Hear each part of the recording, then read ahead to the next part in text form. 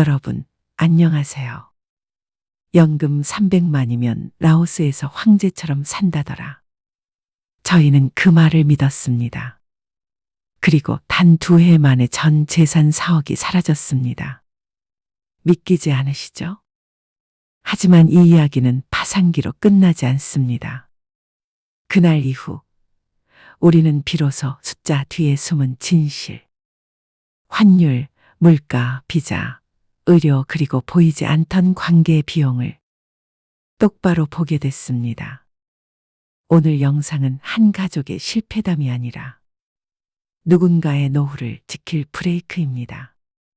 만약 지금 나도 해외 가서 여유롭게를 떠올리고 계시다면 단 10분만 제 손을 잡아주세요. 저희가 왜 넘어졌고 어디서 멈췄어야 했는지, 그리고 어떻게 다시 일어섰는지 숫자와 체크리스트로 정확히 보여드리겠습니다. 구독과 좋아요는 사랑입니다. 그럼 바로 시작합니다.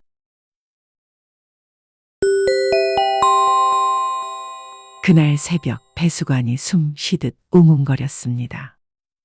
곰팡이 냄새가 낮게 깔렸고 창틀 틈으로 찬바람이 스며들었습니다.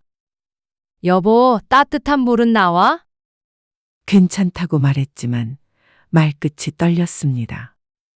안정과 성실만 믿고 버텨온 우리. 그런데 지금 우리는 경기도 외곽의 반지하에서 서로의 손을 더 세게 잡는 법을 배우고 있습니다. 모든 시작은 단 한 문장이었습니다. 연금 300만이면 라오스에서 황제처럼. 그 말이 내 귀를 스쳤을 때 잃어버린 청춘과 미뤄둔 꿈이 한꺼번에 눈앞에 펼쳐졌습니다. 물가가 싸다더라. 집값은 한국의 절반도 안 된다더라. 외국인도 안전하다더라. 덜아가 우리를 끌었습니다. 나는 고개를 끄덕였고 아내도 천천히 따라 끄덕였습니다. 한 번쯤 잘 살아보자. 늦게 핀 욕망이 문을 열었습니다. 그 뒤로 모든 것이 빨라졌습니다. 유튜브에 반짝이는 영상, 카페의 성공담, 당장 계약하시면 혜택이라는 메시지, 환율표의 숫자가 하루에도 몇 번씩 바뀌는 것을 보며 우리는 더 늦기 전에 잡아야 한다고 믿었습니다. 작은 전세보증금을 빼고 남은 적금을 해약하고 생활비는 연금으로 충분하다는 계산서를 서로 확인했습니다. 밤마다 지도 앱을 열어 시장과 병원, 공항과 집의 거리를 재며 미래를 그렸습니다. 그 미래에는 언제나 햇빛과 미소가 있었습니다. 연금 300만이면 황제처럼. 그 한 문장이 우리를 어디로 데려갔는지 지금부터 천천히 그러나 숨 가쁘게 말씀드리겠습니다. 저는 경기도 외곽에 사는 65세 한도환입니다. 37년 동안 아이들을 가르쳤고 매달 월급에서 조금씩 저축했습니다. 대출은 조심했고 투자에는 늘 한 발 늦었습니다. 그래서 놓친 수익이라는 그림자가 마음 한켠에 남아 있었습니다. 퇴직 후 계산기를 두드렸습니다. 세후 연금 300만 원, 최소한의 생활은 가능하지만 남은 생을 넉넉히 품어주기엔 어딘가 비었습니다. 그때 아내가 말했습니다. 여보, 캄보디아나 라오스 이민 설명회. 같이 들어갈까? 저는 망설이다가 고개를 끄덕였습니다. 머릿속엔 강변 산책로, 달콤한 과일, 낮은 물가, 미소 짓는 노인들. 황제처럼이라는 말이 현실처럼 반짝였으니까요. 설명회 홀의 조명이 따뜻했습니다. 발표자는 월 300만이면 풀옵션 아파트 가사도우미, 주 3회 마사지까지 가능합니다. 라고 말했습니다. 스크린에는 반짝이는 강가의 석양과 한 달 생활비 120만 원이라는 표가 떴습니다.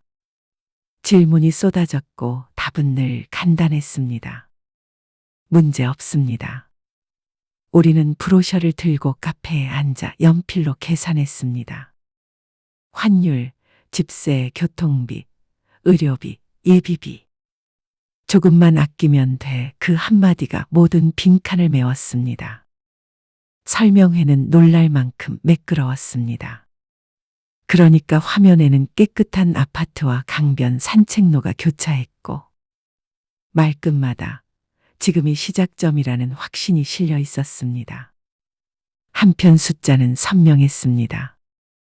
월세 300에서 500달러, 한 끼 3,000원대의 현지식. 소규모 창업으로 안정적 현금 흐름.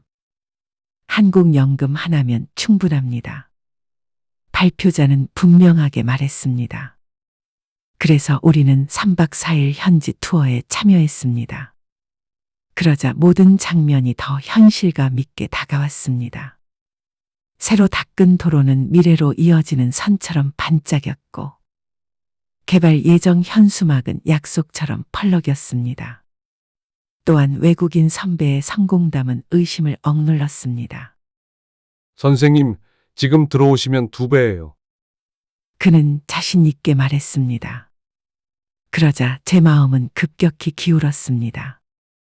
아내는 마지막으로 물었습니다. 언어, 병원 보험은요? 저는 대답 대신 계약서에 이름부터 썼습니다.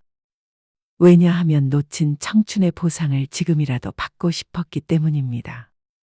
그날 밤 우리는 조용히 축배를 들었습니다. 그리고 처음으로 미래가 손에 잡히는 듯 했습니다. 마침내 출발했습니다. 우리는 한국 집을 정리해 종잣돈을 만들었고 연금과 합쳐 현지에서 2채를 매입했습니다. 게다가 작은 식당도 열었습니다. 초반 한 달은 정말로 선물 같았습니다. 아침이면 강가를 걸었습니다. 바람은 따뜻했고 하늘은 깊었습니다. 점심이면 가게 문을 열었습니다. 손님은 줄을 섰고 현지 젊은 친구는 성실했습니다. 저녁이면 우리는 작은 잔을 부딪혔습니다. 여보, 여기선 매일이 여행 같네. 그러자 아내가 웃었습니다. 또한 임대도 잘 풀렸습니다. 세입자는 성실했고 월세는 꼬박꼬박 들어왔습니다. 따라서 통장에 찍히는 숫자는 우리의 선택을 지지했습니다. 그 순간만큼은 우리는 옳았습니다. 아니, 옳다고 믿었습니다. 그러므로 불안의 씨앗은 보이지 않았습니다. 그러나 상승은 오래가지 않았습니다. 그해 여름 공항 앞 환전소 줄이 짧아졌고 강변 야시장도 일찍 파했습니다. 관광객이 줄자 우리 식당의 대기표도 사라졌습니다. 저녁 7시 한때 꽉 찼던 테이블이 반쯤 비었습니다. 사장님, 오늘은 이만 문 닫죠? 직원이 눈치를 보며 말했습니다. 냉장고 속 재료는 남아있고 전기미터기는 여전히 돌아가는데 매출표는 얇았습니다. 며칠 뒤 중개인이 전화를 걸어왔습니다. 사장님, 임대료 조금만 내리면 어때요? 공실이 길어집니다. 그의 낮은 한숨이 수화기 너머로 길게 늘어졌습니다. 임대 수익이 끊기자 연금 300만 플러스 식당 순익 플러스 임대료로 그리던 완벽한 방정식이 한 줄씩 지워졌습니다. 그날 밤 우리는 계산기를 다시 켰습니다. 카드 수수료 2.8%, 직원 급여, 재료비, 전기료와 수도료. 그리고 우기할증, 무엇보다 환율이 말없이 올라 있었습니다. 식당 순익은 반토막이 났고 공실은 2달을 넘겼습니다. 장부의 붉은 숫자가 하나둘 늘어섰습니다. 다음 달엔 축제가 있으니까 조금만 버티자. 아내가 커피를 내밀며 말했지만 컵 가장자리로 작은 깨진 흔적이 보였습니다. 우리의 장부도 마음도 그만큼 얇아져 있었습니다. 장부 끝에는 손 떼지 않은 비상금 항목이 있었습니다. 우리는 그 줄을 오래 바라보다가 결국 선을 그어 지웠습니다. 보험료 납입일은 다가왔고 임대 세입자는 또 다른 핑계를 남겼습니다. 밤이 깊어질수록 숫자는 선명해졌습니다. 다음 달은 좀 나아지겠지. 그렇게 중얼거리며 불을 껐습니다. 그러나 다음 달은 생각보다 멀었습니다. 그리고 그 사이 우리가 믿었던 황제의 방정식은 조용히 무너지고 있었습니다. 다음 장은 그 무너짐 속에서 무엇을 내려놓고 무엇을 지켜야 했는지의 기록입니다. 무너짐은 대개 조용히 다가오다가 어느 날 동시에 터집니다. 먼저 아내가 복통을 호소했습니다. 그래서 병원에 갔더니 담석이었습니다. 응급 수술이 필요하다고 했습니다. 그러자 보증금과 추가비가 붙었습니다. 한국보험은 일부만 인정됐습니다. 또한 통역과 행정 수수료가 얹혔습니다.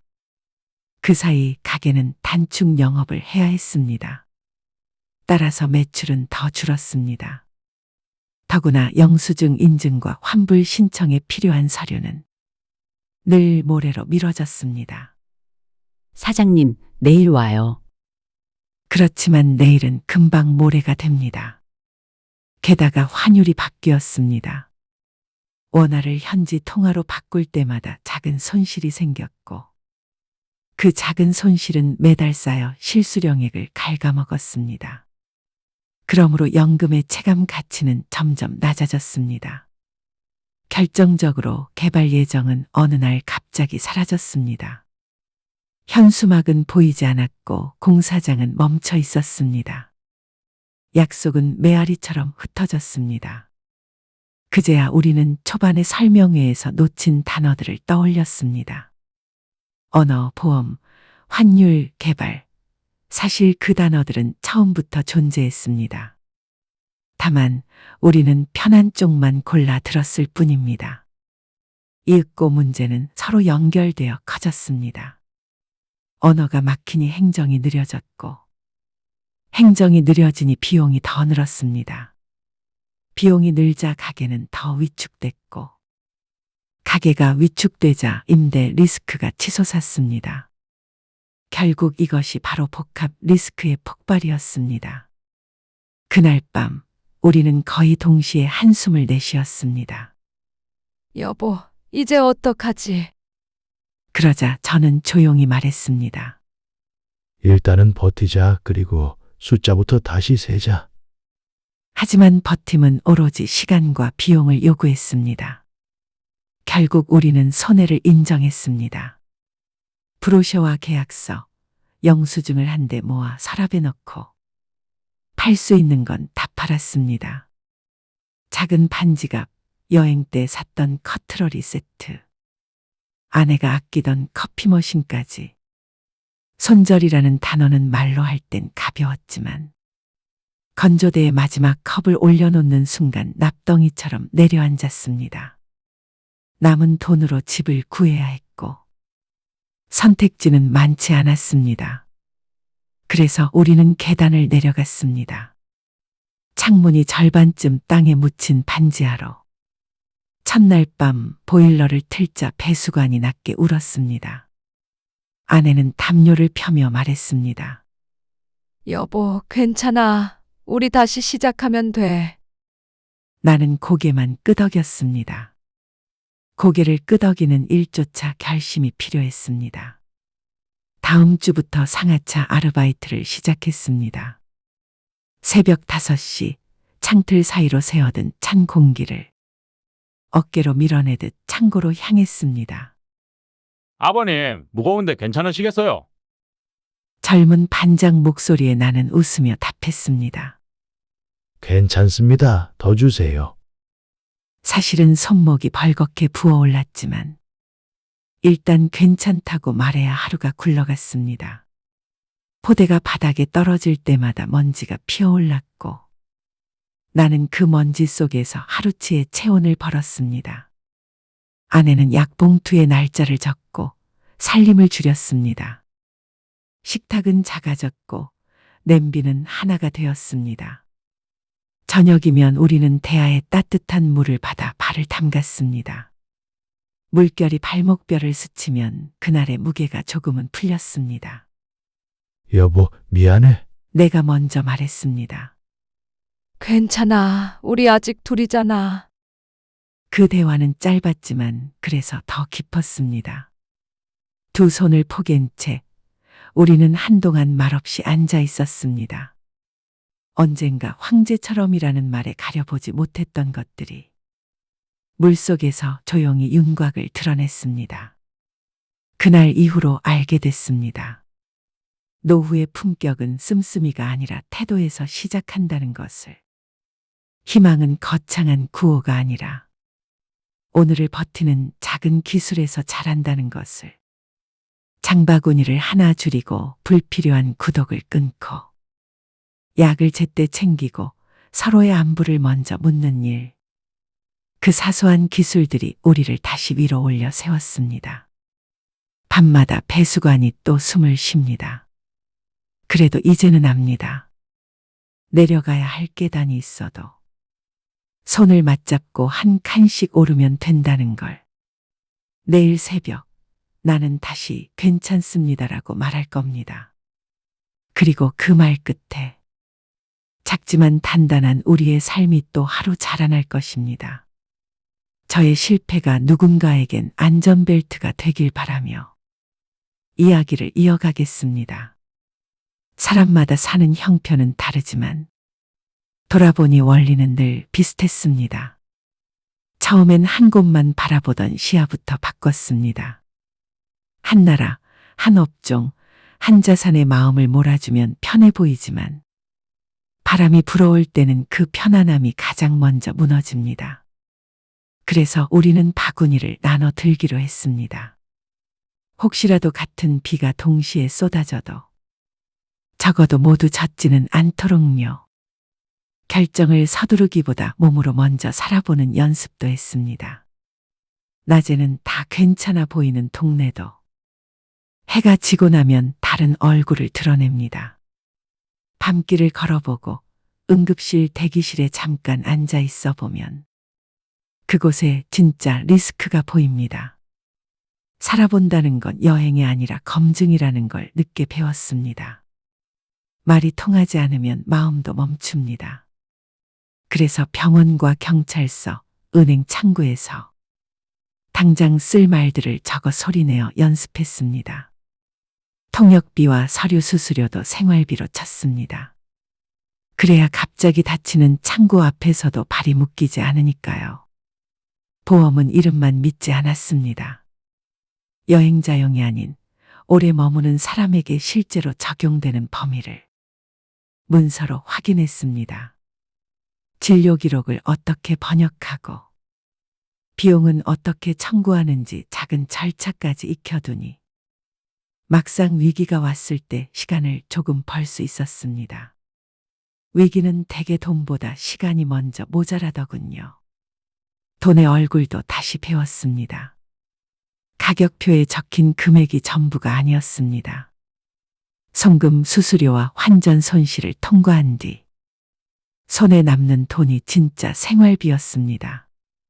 같은 한 달이라도 그 차이가 계절을 바꾸듯 삶의 온도를 바꿨습니다. 우리는 가계부를 일기처럼 썼습니다. 들어오는 돈과 나가는 돈을 한 줄씩 적다 보면 마음의 파도가 조금 잦아듭니다. 고정비와 변동비를 나눠보고 혹시 모를 비를 대비해 작은 양동이를 몇 개 챙겨 두었습니다. 숫자는 냉정하지만 그 냉정함이 때로 사람을 지켜줍니다. 그 사이사이 달콤한 말과도 거리를 두었습니다. 싸고 쉽고 빨리 이 세 단어가 한 문장에 모이면 잠깐 멈췄습니다. 좋은 계획은 늘 불편한 리스트에서 시작됐습니다. 무엇이 불편한지 먼저 적고 그 불편을 줄이는 방법을 찾다 보면 과정이 거치고 길이 드러났습니다. 무엇보다 마음의 속도를 낮췄습니다. 놓친 기회를 한 번에 만회하고 싶은 마음은 언제나 가장 비싼 값을 치르게 하니까요. 남의 성공담을 기준으로 삼지 않고 우리의 현금 흐름으로 판단했습니다. 결국 사람을 살리는 건 크게 이기는 계획이 아니라 감당 가능한 실패였습니다. 지금 우리는 작은 행복을 다듬는 중입니다. 아침 볕이 창틀을 넘어오면 서로에게 말합니다. 오늘은 버팀목을 하나 더 세우자고 화려한 식탁 대신 소박한 국 한 그릇이 우리를 살립니다. 높이 올린 깃발보다 매일 정리하는 한 장의 장부가 노후의 품격을 지킨다는 걸 이제합니다. 부디 여러분의 노후도 숫자와 마음의 균형 위에 서길 바랍니다. 그리고 우리의 실패가 누군가의 안전이 되시길 바랍니다. 오늘 제 이야기가 누군가의 브레이크가 되었다면 그걸로 충분합니다. 혹시 여러분도 해외 거주나 귀국, 혹은 노후 창업에서 겪은 작은 실패와 큰 교훈이 있나요? 댓글로 나눠주세요. 여러분의 한 줄이 또 다른 분을 지켜줄지 모릅니다. 이 영상이 도움이 되셨다면 구독과 좋아요 부탁드립니다. 그리고 부모님께도 꼭 공유해 주세요. 그럼 다음 이야기에서 또 뵙겠습니다. 감사합니다.